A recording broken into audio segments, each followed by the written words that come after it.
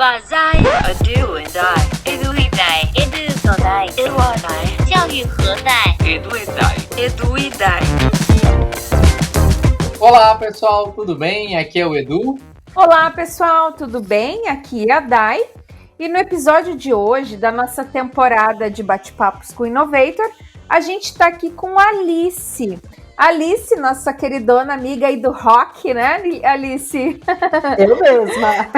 Vem aqui cheia de novidades para nos contar o caso do Google for Education e o design de experiências de aprendizagem, que vem assim sendo um campo de estudos e práticas super interessante dela aí.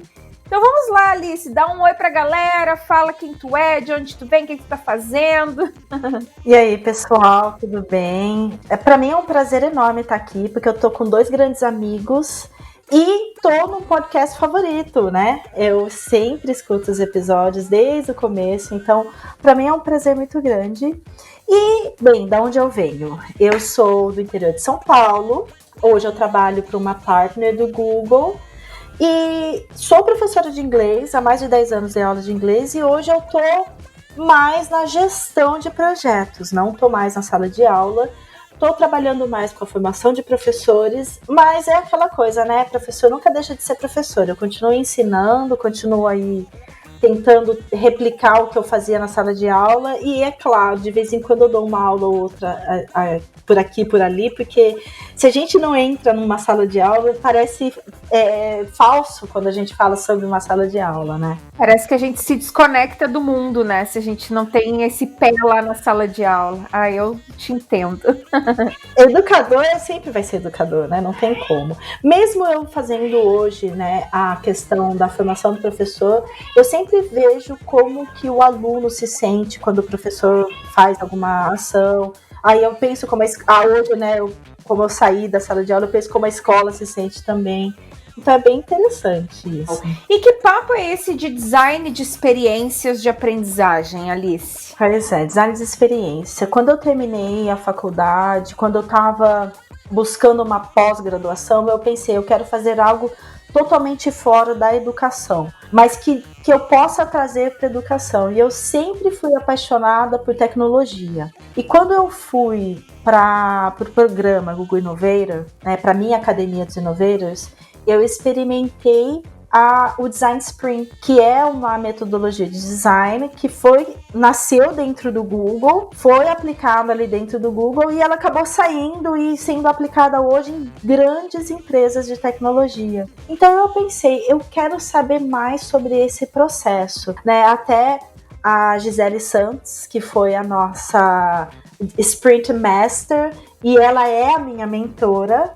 Ela me falou, você precisa se apaixonar pelo problema. Eu falei para ela, eu me apaixonei pelo processo, o que eu faço? Então eu gostei muito da questão de design, eu fui entender o que é o Design Sprint e eu fiz então a pós-graduação de UX Design, que veio para o Brasil como Design de Experiência, algumas pessoas falam o X, né, que é User Experience, a experiência de usuário. Fiz a pós-graduação de experiência de usuário para entender como que é o processo de design sprint, design thinking, metodologia ágil, como que funciona e para que essas metodologias existem. E essas metodologias, elas existem para que o usuário, ou seja, a pessoa que usa, né, seja lá um celular, seja lá até uma caneta, uma caneca, qualquer produto, ela se sinta bem com aquele produto. E eu pensei muito na educação, né? Quem usa a educação, como se sente ao usar a educação, quem que é o usuário da educação. E aí eu comecei a entender que hoje a gente fala muito sobre design de aprendizagem, mas a gente não pensa na experiência, a gente sempre foca no que o aluno vai aprender, no que o professor vai ensinar, mas não foca no que o professor vai sentir ao ensinar, no que o aluno vai sentir ao aprender. Então eu trouxe muito do design de experiência de usuário, né? Como que o usuário interage com o produto para a educação, como que o usuário interage com a aprendizagem. E aí é um desafio muito grande, né? Porque quem que é o usuário da educação? A gente tem vários públicos aí, a gente tem alunos, a gente tem professores, comunidade, familiares, coordenadores, gestores, cada um é um serviço, digamos assim, diferente, né? Exato. E cada um tem um papel. Então, cada um tem uma perspectiva sobre o produto, né, que é a aprendizagem. Então, o primeiro desafio foi entender quem que é o usuário da educação. E uma coisa que eu sempre falo que o usuário são 4 pilares, que é a escola, a gestão, coordenação, a direção da escola, os familiares, que entra tanto o responsável direto do aluno, quando é um aluno adulto é o cônjuge ou filhos, irmãos, né? Toda a comunidade ao redor do aluno, o próprio aluno e o professor. Então esses 4 pilares, eles formam o usuário. E eu cheguei a uma conclusão em comum, né? O que esses 4 têm em comum? É aprender. O pai quer o pai, a mãe quer que o aluno aprenda, o professor quer que o aluno aprenda, a escola quer que o professor e o aluno aprendam, e o aluno, por sua vez, quer aprender. Então, assim, a aprendizagem em si, ela acaba sendo a cola que junta todos esses pilares. Então, focando no usuário, de aprendizagem como usuário, por mais abstrato que isso possa parecer, é como a gente consegue, então, começar a desenvolver esse design de experiência de aprendizagem. Ah, Alice, mas assim, qualquer pessoa pode trabalhar com design de experiências de aprendizagem ou a pessoa precisa fazer um curso de design sprint, design thinking, métodos ágeis, uma especialização, né? Veja, você é uma especialista global ainda por cima, né? Que participa de projetos aí no mundo inteiro, né? Então, assim, o que a pessoa precisa para fazer isso? Tem alguns passos? Você consegue nos dar algumas dicas, né? Como que funciona? Muito interessante você ter trazido isso, porque alguns educadores já fazem isso sem saber. Né? O que é o design de experiência? Ele não é nada além de um modelo mental. É pensar em desenvolver algo focado na pessoa que vai usar aquilo. Né? Então, quando a gente fala de eu vou desenvolver uma caneta, por exemplo. Eu quero uma caneta super linda que você tem que pegar e girar ela para ela abrir. Eu vou precisar usar as 2 mãos. Então, se eu tiver com uma mão ocupada, eu vou ter que pôr ela na boca para girar, para abrir. Então, isso causa uma péssima experiência em mim. Então, o que a pessoa que vai desenvolver a caneta pensa? Eu vou pensar em quem está usando. Então, esse design centrado no humano é muito comum nas ferramentas Google. Então, qualquer educador que usa diariamente as ferramentas Google já tem uma certa familiaridade com o design centrado no humano.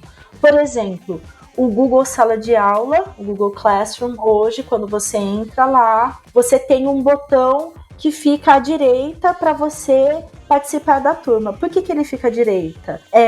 O botão de criar, ele sempre nos remete do lado direito, porque o nosso cérebro pensa assim. Então, quando foi desenvolvido aquele botão, ele foi desenvolvido pensando no humano que está usando. E a gente vê isso muito comum nas ferramentas Google. Existe a humanização das ferramentas. Nutrida a colaboração, né? A gente vê os documentos Google colaborativos, o quanto que as pessoas são o centro. Então, qualquer pessoa pode fazer isso. Isso é um modelo mental, é um jeito de pensar e desenhar a experiência de aprendizagem. O fato de eles usarem muito a questão do mesmo ícone para a mesma função em diferentes ferramentas, né? Ela está mais ou menos organizada no mesmo espaço em outra ferramenta, apesar de fazer a mesma função. Então, tudo isso é muito pensando na experiência do usuário mesmo, né? No uso. Eu gosto muito de falar isso quando eu tô dando capacitações de ensinar eu brinco assim, o layout do Google, né? O layout para não me faça pensar, assim, que tu vá de uma ferramenta a outra entendendo onde estão as coisas, o que elas estão fazendo. Inclusive, Não Me Faça Pensar é o nome de um livro que a gente chama da Bíblia da Experiência do Usuário, né? Eu sei porque eu passo eles pros meus alunos na computação e dizem, eu não me faça pensar. Exatamente. E é uma coisa que, assim, foi feito dentro da informática, né? Foi feito dentro da empresa de tecnologia, mas hoje a tecnologia está presente em tudo que a gente faz. Então ele acabou vazando disso para outras áreas. E foi aí que eu pensei, por que não na área da educação, né? Então, por que não a gente pensar em facilitar a aprendizagem, como o Google facilita a navegação das ferramentas, né? Como que alguma empresa de copos, por exemplo, vai pensar em fazer um copo mais resistente que, ao cair no chão, vai quebrar com pedaços maiores para não machucar muito, e coisas assim. Então, é pensar na pessoa que vai usar o produto, ou seja, a pessoa que vai usar a educação. E isso tem tudo a ver com a aprendizagem personalizada, né? Exatamente. Tem tudo a ver com a aprendizagem personalizada, tem tudo a ver com o fato de existem pessoas que aprendem a passos diferentes, existem maneiras diferentes de aprender e, principalmente, amplia a aprendizagem para além do aluno. Então, se você pensar, o aluno, ele é o personagem principal. A gente fala muito sobre protagonista, o aluno protagonista, mas ele não é o único. Existe também o professor. Então, como que o professor se sente na aprendizagem? E isso foi um estudo de caso muito grande agora durante a pandemia. Como que o professor se sentia, né, nas aulas remotas? O professor começou se sentindo primeiro pressionado, depois cansado, e agora a gente vê que os professores estão até curtindo, né?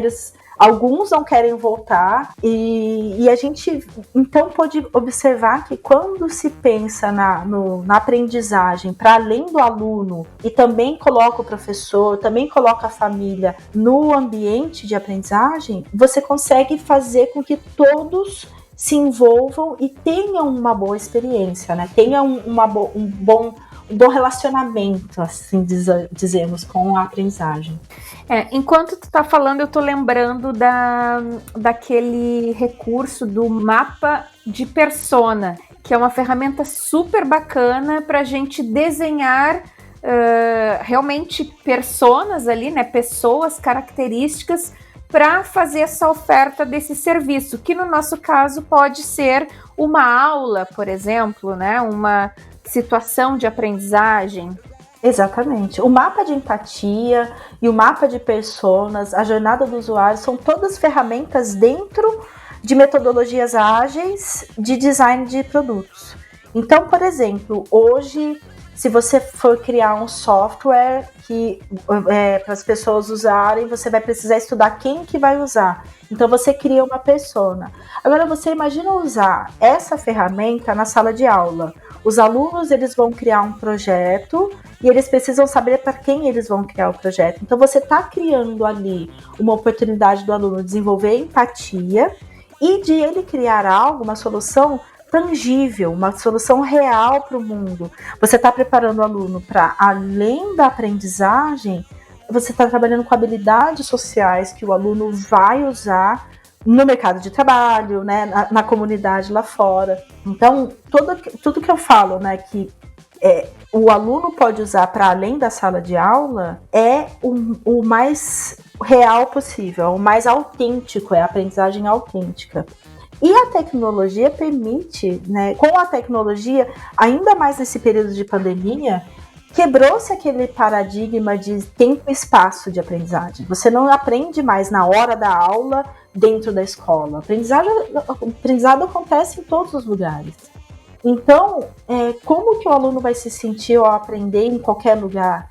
Como que o professor vai se sentir quando ele permitir que o aluno aprenda fora do momento de aula, fora da escola? Então, a experiência de usuário hoje, principalmente, ela é muito importante para trazer todo mundo para dentro do mesmo cenário de aprendizagem. Bem legal. E eu estava dando uma olhada aqui agora, eu tô vendo nos passados, eu tô vendo, tem isso tudo muito bem documentado num site, né? Exato. E esse site, ele foi co-criado durante o período de maio. Eu peguei um mês de maio, que eu percebi que teve uma onda de tantas lives e aquela pressão do professor estar aprendendo e melhorando e inovando, e o professor cansado, sem saber para onde ir. Eu pensei, poxa vida, ninguém está pensando na experiência do professor. Então, eu quis dar uma voz para os professores. A gente se reuniu, eu chamei alguns grandes amigos para participar, a gente fez uma conversa com os professores para pensar exatamente isso, né? Dar uma voz, ouvir o professor, o que você precisa para realmente fazer a aprendizagem acontecer.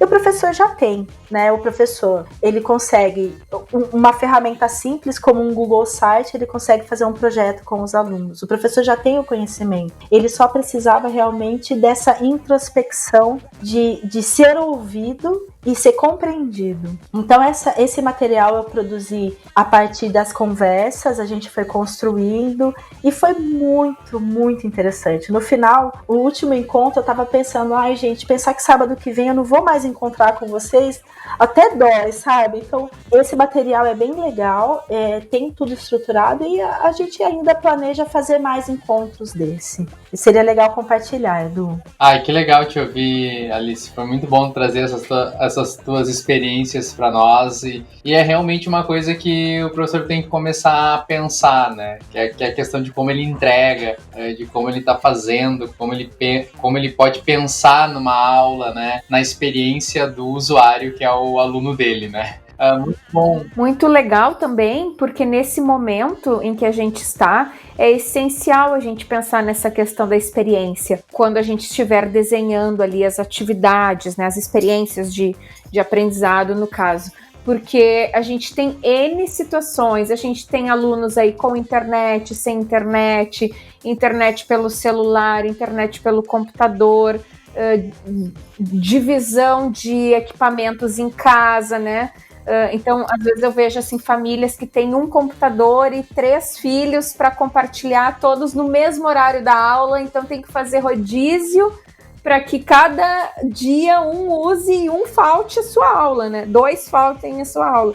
Então, assim, o quanto a gente tem que desenhar isso de maneira que, assim, se ele não estiver online hoje, né, neste momento aqui em que eu estou compartilhando algum conteúdo, que ele possa ter a oportunidade de acessar esse conteúdo depois, ou a própria questão do offline, né? Então, assim, são vários requisitos aí de projeto, né, Alice? Vários requisitos que o professor tem que levantar quando estiver desenhando uma experiência de aprendizado.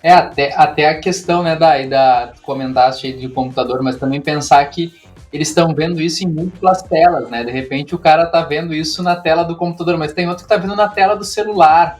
Qual é a experiência que ele vai ter com esse... se a experiência é a mesma, né? Ele vai ter no celular e no computador. Então, tudo isso são coisas a se pensar, né? E muitos ainda estão recebendo esses materiais impressos, né? Então, tu recebe um material impresso dizendo, clique aqui para ver o vídeo, né?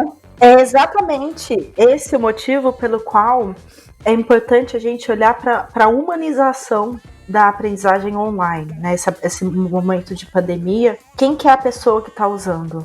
Então, se a gente conhecer a pessoa, aquele mapa de personas que você mencionou antes, né? Se a gente conhecer as pessoas, a maioria não tem acesso à internet, a gente não pode fazer uma aprendizagem baseada ali no online, no síncrono. E é o que eu falei, a aprendizagem ela vai acontecer independente do espaço e do horário, né?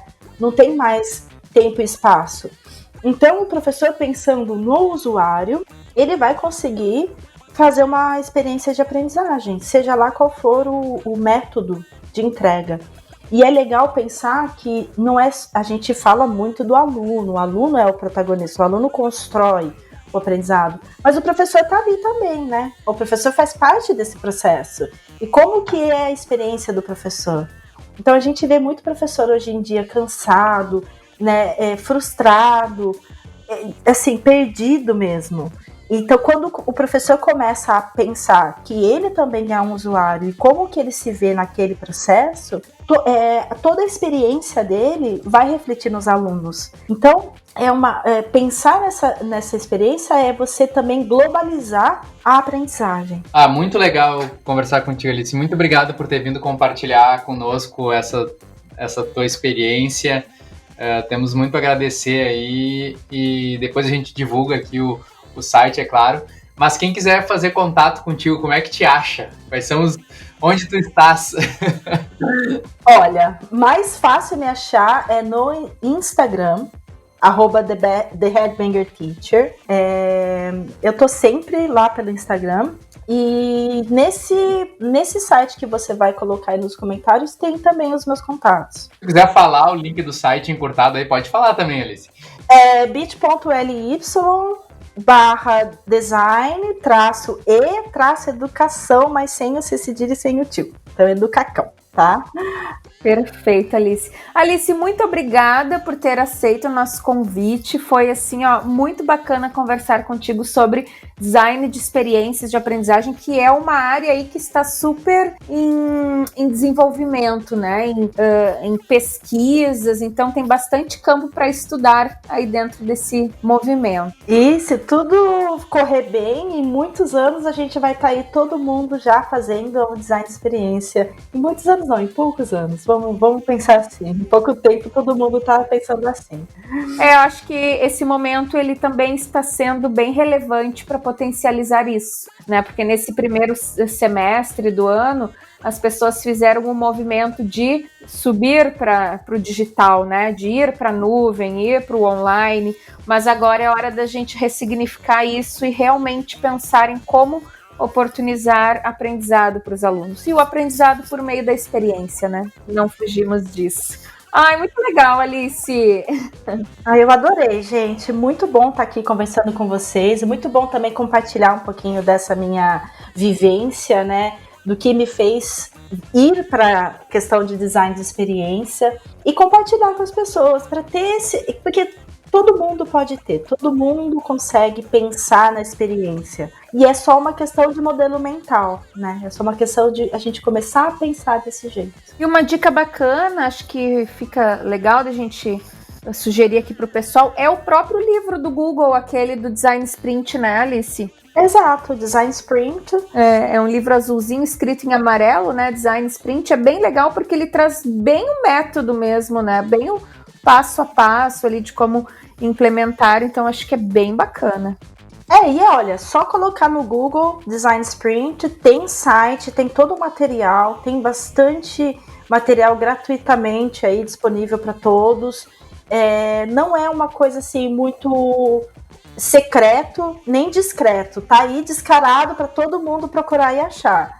É só uma questão realmente de a gente começar a perceber que a gente pode importar de outras indústrias, a indústria de tecnologia, a indústria de design de produtos, a gente pode trazer para a educação, a gente pode replicar o sucesso de outras áreas na nossa área. Muito obrigado, Alice. E daí, quem quiser falar conosco, escreve para falecom@eduidai.com.br ou nos marque lá nas nossas redes sociais. Obrigado, Alice, mais uma vez e até um próximo episódio, pessoal. Tchau, tchau! Obrigada, Alice. Beijos, gente. Tchau, tchau. Tchau, pessoal. Obrigada.